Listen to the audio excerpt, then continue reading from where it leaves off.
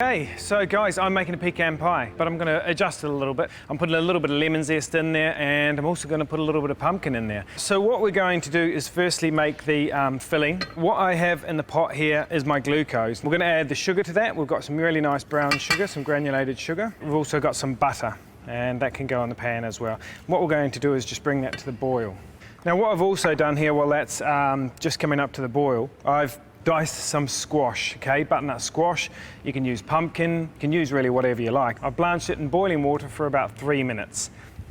Okay, so while that's working away there, let's make our sweet pastry. This is a nice simple recipe: flour, sugar, a little bit of vanilla, butter and eggs. And we're going to make it in a machine. So I've got my icing sugar, I've got my flour, which has been sifted, and I've also got my butter. Now I'm just going to blend that together.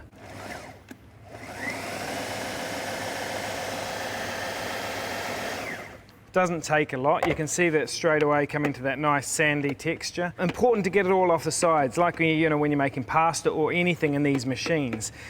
You've got a set recipe: icing sugar, flour, butter, a little bit of vanilla, which can go in now. It's a correct weight, so everything needs to be amalgamated. If there's butter all smeared up the sides and all around there, and you've lost 15 grams through that, and you left 10 grams of flour in the bowl, all of a sudden your recipe is 25 grams in the wrong direction.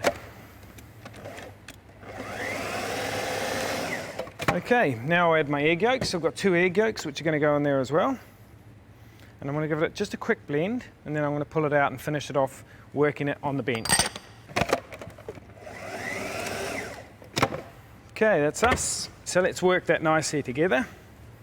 I'm just kneading that together. Then I generally do a bit of a roll so that you roll it round and pick up all the little bits.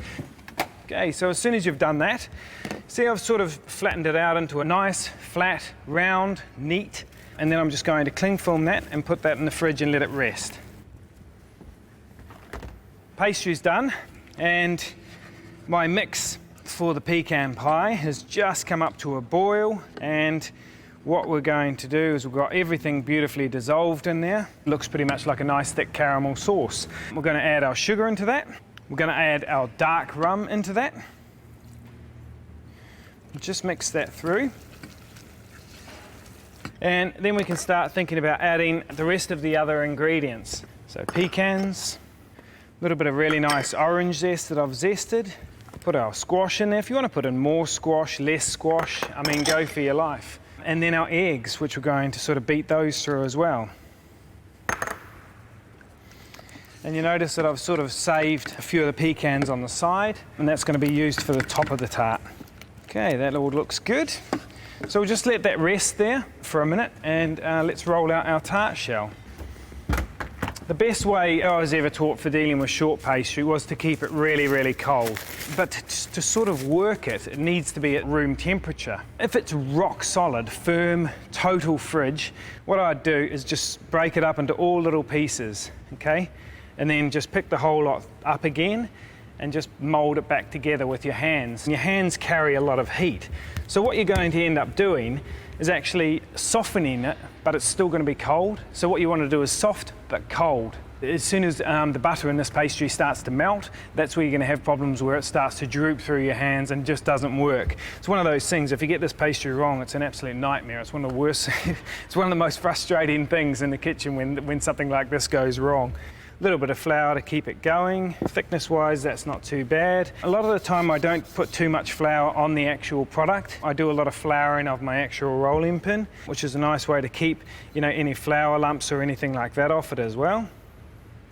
And then just roll it up, pretty much ready to go. I'm going to spray my mould. Now this is way too big, but the size of the mould, but it gives you a good sort of idea of what's going on. Roll it over. And then we just start picking it up and pushing it in. And then if you want to take the top off, you just sort of simply roll across with your rolling pin. You can get the back of a knife and scrape it off.